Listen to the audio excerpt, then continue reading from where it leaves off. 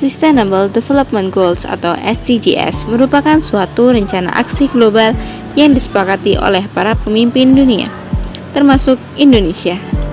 SDGs berisi 17 tujuan dan 169 target yang diharapkan dapat dicapai pada tahun 2030.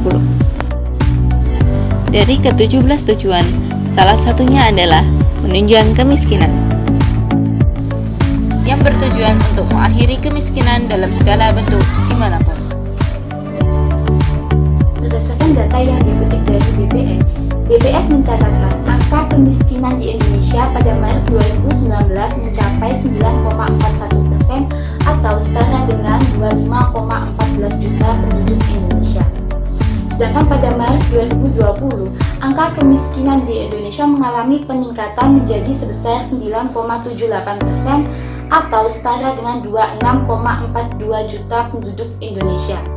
Salah satu faktor yang menyebabkan angka kemiskinan di Indonesia mengalami peningkatan yaitu dampak dari pandemi COVID-19. Pada masa pandemi COVID-19 ini memiliki dampak yang cukup besar dari segi perekonomian.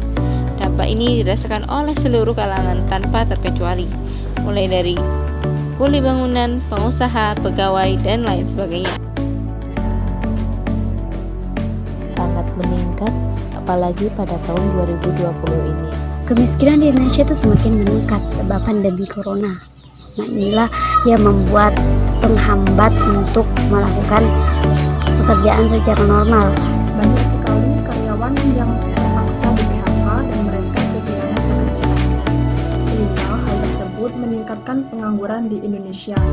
Padahal kita tahu bahwa negara Indonesia merupakan negara berkembang yang mayoritas penduduknya masih berpenghasilan rendah. Bapak saya yang basicnya kerja di pabrik, akhirnya dikeluarkan dan sekarang susah untuk mencari pekerjaan. Saya ibu rumah tangga. Dampak COVID-19 ini pengaruh besar bagi ekonomi ke bawah. Suami saya kerjanya di PHK, cari kerja kesana kemari susah. Sedangkan ekonomi jalan terus, biaya hidup jalan terus gimana?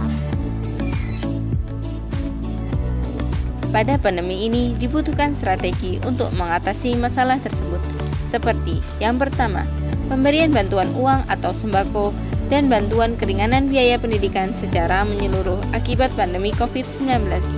Yang kedua, mengenalkan serta mengembangkan wirausaha dengan memanfaatkan sosial media sebagai sarana mencari penghasilan bagi generasi milenial.